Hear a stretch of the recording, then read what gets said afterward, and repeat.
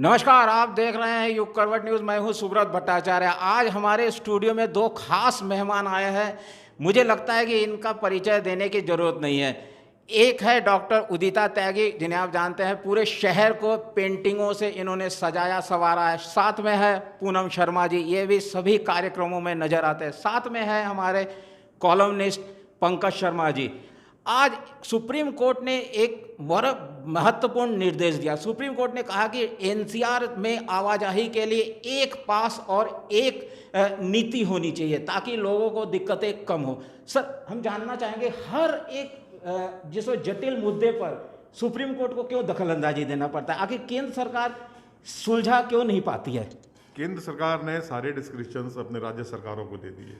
राज्य सरकार ने एक राजतंत्र की लोकतंत्र ना करके राजतंत्र की माफी को उनको ऑर्डर करने शुरू कर दिए। सीमाएं सील।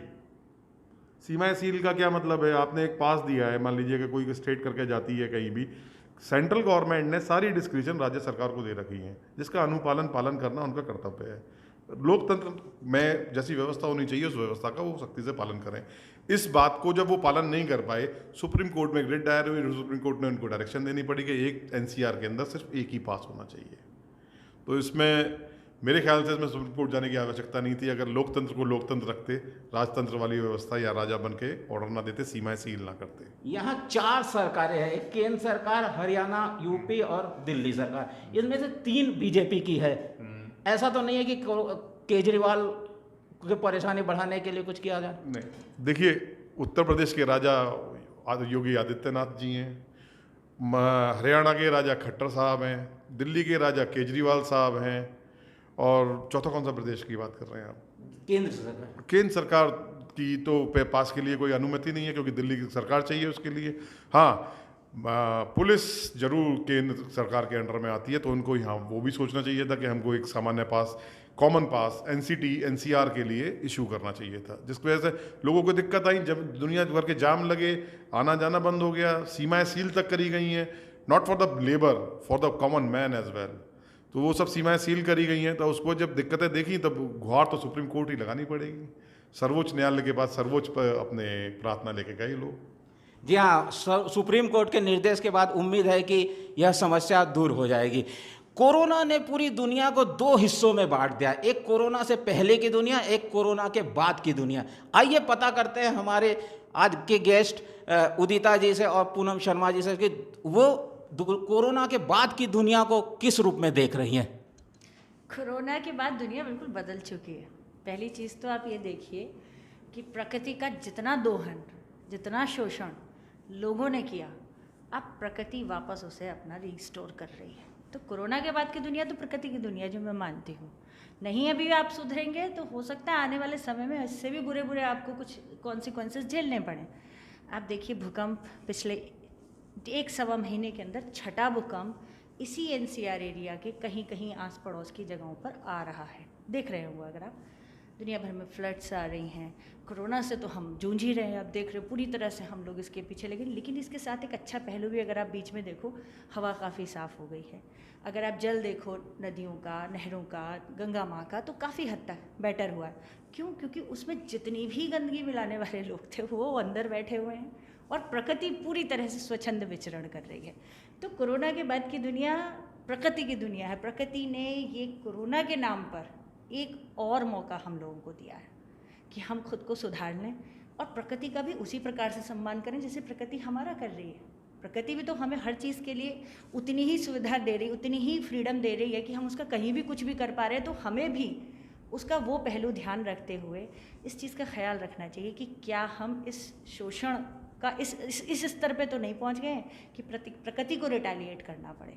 दूसरी चीज़ यह है कि कोरोना के पहले की दुनिया और कोरोना के बाद की दुनिया कई हिस्सों में देखने की आवश्यकता है।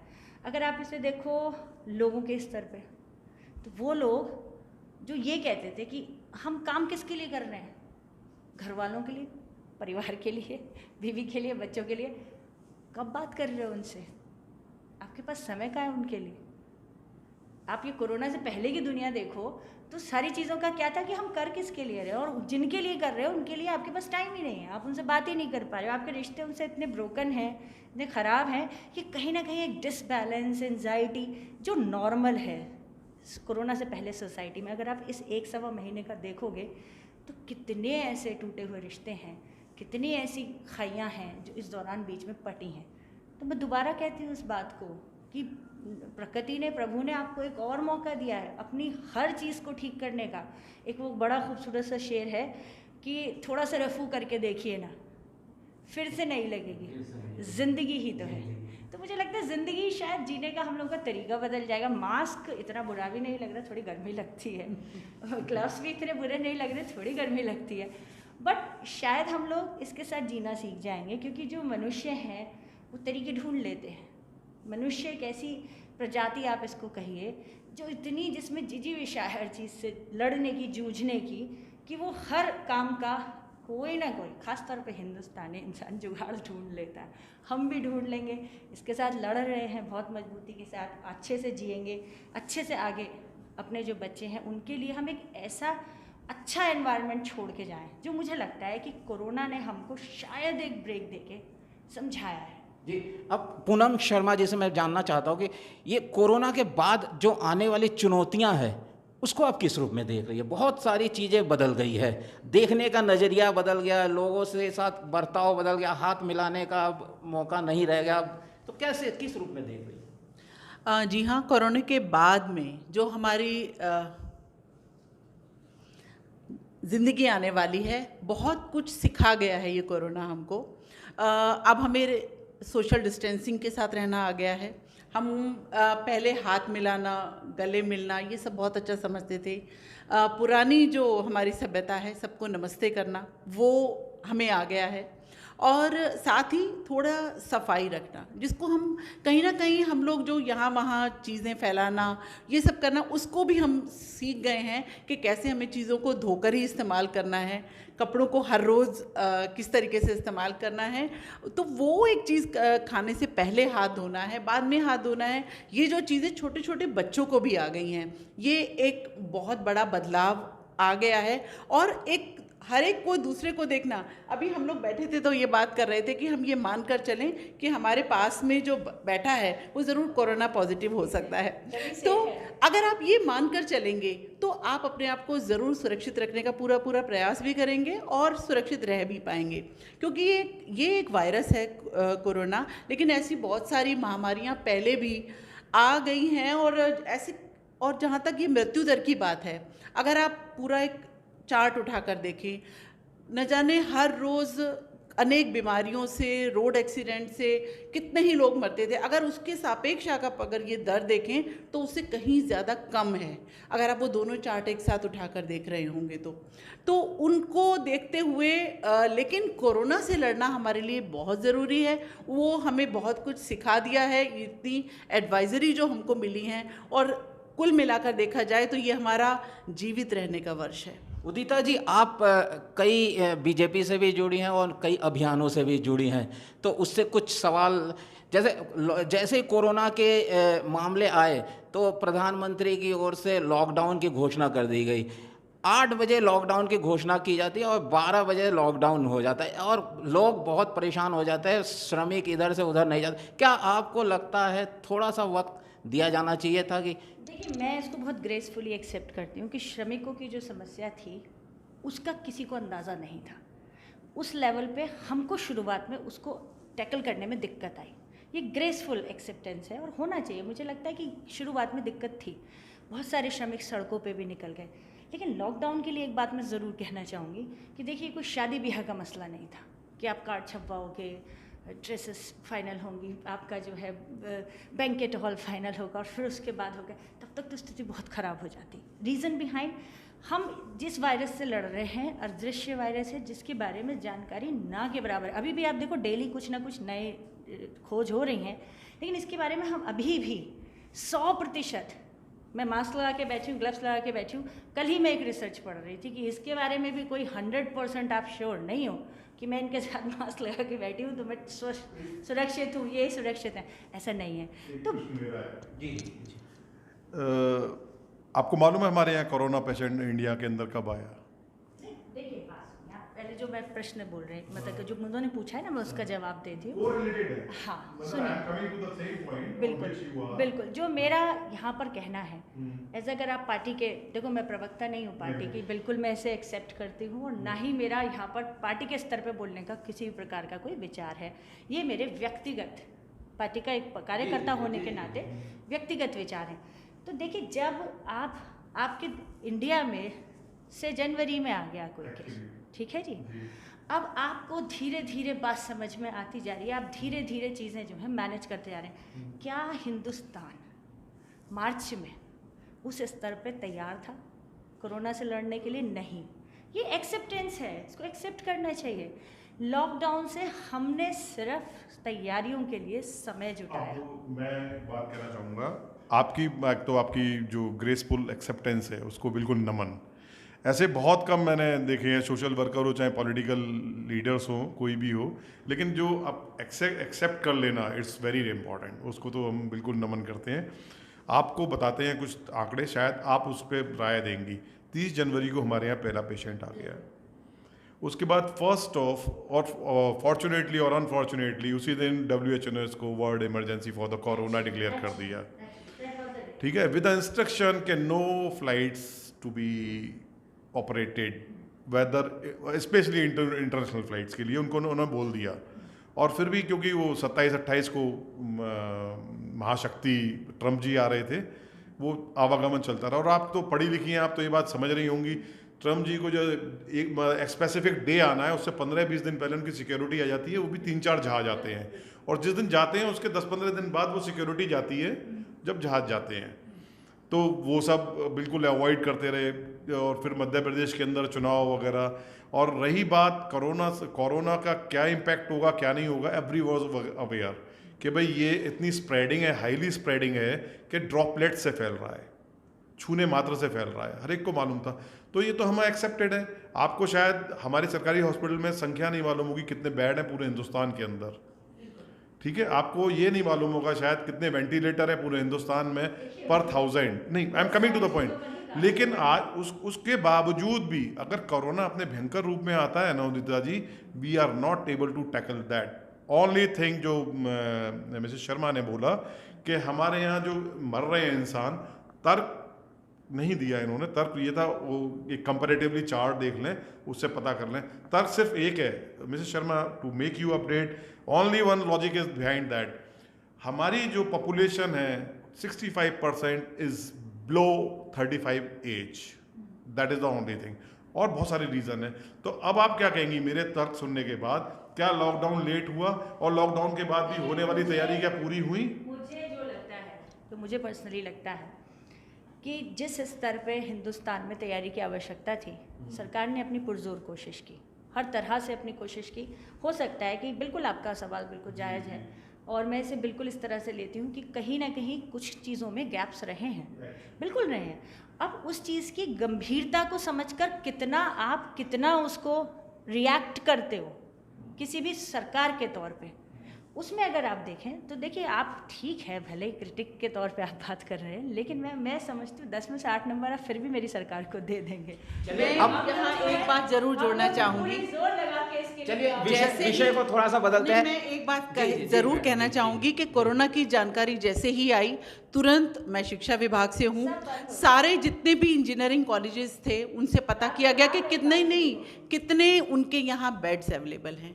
वो पूरी की पूरी हम लोगों ने एक लिस्ट बनाकर प्रशासन को सौंपी थी कि इतने कॉलेजेस में, चाहे वो इंटर कॉलेज हो या इंजीनियरिंग कॉलेज हो, हॉस्टल में इतने बेड्स उपलब्ध हैं। वो पूर्व तैयारी यहाँ पर करके रख ली गई थी कि जब भी ज़रूरत होगी उसको हम हॉस्पिटल में बदल देंगे।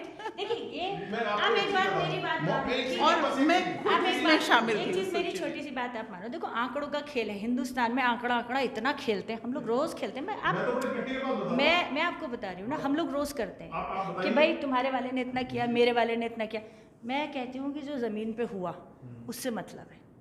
चाहे वो हम सरकार के तौर पे बैठ के बात करें, चाहे आप विपक्ष के तौर पे बात करें। विपक्ष का पूरा फ़र्ज़ बनता है, एक आम आदमी का पूरा फ़र्ज़ बनता है कि अगर सरकार के पार्टों से कोई भी कमी दिखाई देती है तो उसको तुरंत इतनी बड़ी आपदा के समय कुछ न कुछ कमी हो सकती है, रह भी जाती है। थोड़ा सा विषय विपक्ष को और नॉर्मल आदमी को हिंदुस्तान का इतने बड़े युद्ध में मनोबल तोड़ने का कोई हक नहीं बनता। और कुल मिलाकर ये बात है, जब कोरोना होगा वो ये नहीं देखेगा कि ये कौन सी सरकार का, कौन से पक्ष का, कौन सी जाति का। कोरोना ये नहीं देखेगा कौन सी जाति और कौन से वर्ग से। 20 मार्च को पहला जनता कर्फ्यू हुआ था, उसके बाद से अब तक लगभग बंद ही थे और घरों में पुरुष बहुत परेशान थे। क्या वही स्थिति महिलाओं की थी? अजी उनको पूरे दिन घर में झेलना पड़े तो आप समझिए स्थिति खराब ही होनी है। अब हमारे जैसी महिला, मैं पूनम मेरे साथ बैठी हैं, हम लोग तो पूरे दिन बाहर काम करने वाले लोग हैं। मुझे लगता है मैं पूरे मतलब चूँकि मैं एम्बेसडर हूँ माई क्लीन इंडिया की, मैं 165 दिन घर से बाहर रहती हूँ। अच्छा लगा 1 महीने, मैं आपसे झूठ नहीं बोलूँगी, 1 महीने बहुत अच्छा लगा। 1 महीने अच्छा लगा कि भाई परिवार का साथ में कितना समय से मतलब मैं सोच रही थी कि घर के ये काम ठीक कर लूँ, वो कर लूँ, लेकिन 1 महीने बाद समझ आया कि भाई ज़िंदगी इस तरह से कोरोना के साथ घर में स्टक नहीं हो सकती। प्यार मोहब्बत का भी एक लिमिट होती है परिवार के साथ। मैडम आपका कैसा अनुभव रहा? मुझे खुद ऐसा लगा कि पता नहीं कितने सालों के बाद इतने टाइम मुझे छुट्टी मिली, जो मैंने कभी सोचा भी नहीं था, मेरे सपनों में भी नहीं था कि मुझे एक साथ इतने दिनों के लिए घर में रहने को मिलेगा। कुछ दिन बहुत सारी प्लानिंग की, घर ठीक किया, कुछ नई नई डिशेस बनाई और उसके बाद में लोगों ने फ़ोन इतने किए कि मैडम आपका घर में रह के काम कैसे चल रहा है। लेकिन उसके बाद में फिर वही ऑनलाइन बहुत सारे काम, चाहे वो सरकार के हों, ऑफिस के हों या लोगों के हों, वो फिर शुरू हो गए, क्योंकि कहीं से शुरुआत करनी थी।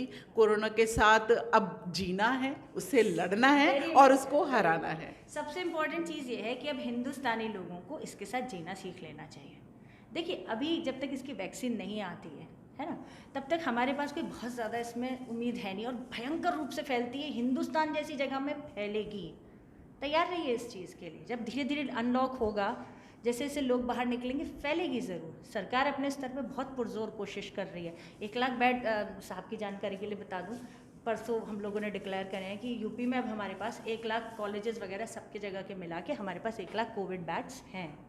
तो कोशिशें हो रही है। आंकड़ों का देखिए, आंकड़े क्या हैं, आंकड़ों का कोई वजूद नहीं है जब तक जो ज़मीन पे आदमी है अगर उसको उसकी सुविधा नहीं मिल रही।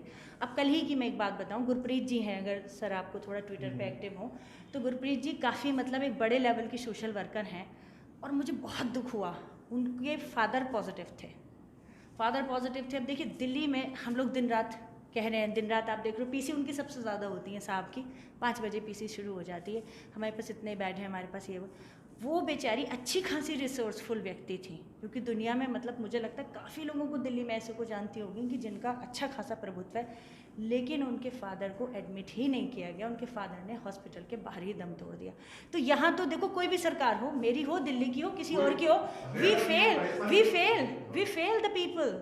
लोगों ने हमें किस लिए चुना है? उदिता जी, आप सोशल मीडिया में बहुत ज़्यादा सक्रिय रहती है और ख़ास तौर पर ट्विटर में आपके हज़ारों फैंस हैं और आप हर एक मुद्दे को उठाती है।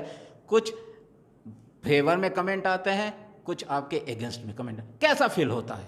देखिए अगेंस्ट वाले कमेंट से तो कभी नाराज़ होना ही नहीं चाहिए। जो आदमी इस कला को सीख गया, मुझे भी टाइम लगा, मैं कहूँ कि मुझे एकदम अच्छा लगा, या कई बार बड़े बेहुदा कमेंट्स भी होते हैं, आप उनको मतलब अगर आप उनको झेलना सीख गए एज अ विमेन, फिर तो आप राजा हैं। और अभी मैं रानी हूँ ट्विटर की, आई डोंट माइंड टू से। जब ट्रोलिंग होती है तो कैसे? बुरा लगता है, इसमें अच्छा लगने जैसा क्या है, but you have to manage that. देखिए आपके विचार हैं और ट्रोलर्स के अपने विचार हैं। आप बीजेपी पार्टी के अगर एक व्यक्ति के तौर पे लिख रहे हैं तो कांग्रेस वाला उसको क्यों सपोर्ट करेगा?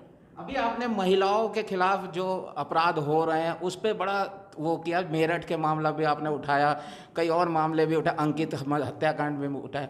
तो क्या समझ रहे कि पिछले कुछ सालों से, या यूँ कहें कि बीजेपी के योगी सरकार के 3 साल के 3.5 साल के कार्यकाल में कि महिलाओं पर जो वो अपराध है वो बढ़े हैं क्या?